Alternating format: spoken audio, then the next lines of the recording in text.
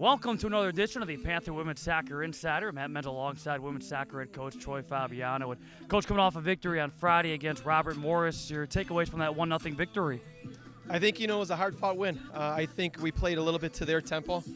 We needed to pick up the pace, but that was one of the things is they got numbers behind the ball.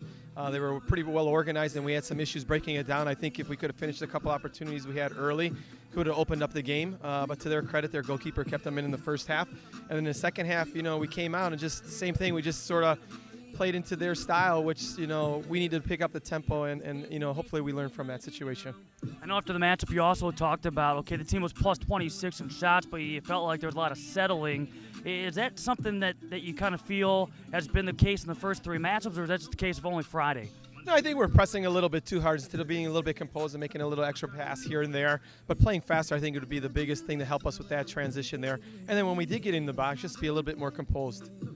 You look at a 3-0 start, you look at these three non-conference matchups, the progress that this team's been making over the course of the first couple of weeks. I mean, we're young, so that's the biggest thing, and one of the things we talked about Friday night was we didn't play our best soccer, but we got the win. I think today will be a good test for us because DePaul's picked up 2 wins against Big Ten schools, last one on the road. So I think, we're going to have to match their physicality and the pace of the game. I know it's been a small sample size, but have you been pleased with the progress? So far, so good. It's early on, and like I said, the youngest ones we've asked them to compete, and they have. But I think it's from our leadership, and like I said, we have a leader in each of our lines, meaning our back line, our midfield line, and our forwards, and we lean on them. 7 goals so far from 7 different players. Is that a surprise to you? You're always trying to get goals from any way you can, but it is. I don't think we can lean on one person directly. I think maybe we have some kids that can come off the bench, just like McKenna did Friday night, and just score a goal for us, so we're going to lean on that. You ended up playing 20 in that matchup on Friday. Do you feel like you can go 20-plus deep? Right now, yes. We still got to find our way. We still got to see some kids that sort of want to separate themselves from the rest of the pack. But, right now we're comfortable with that number. One player that stood out in the first 3 matchups is Haley Johnson, one of those freshmen. How good can she be?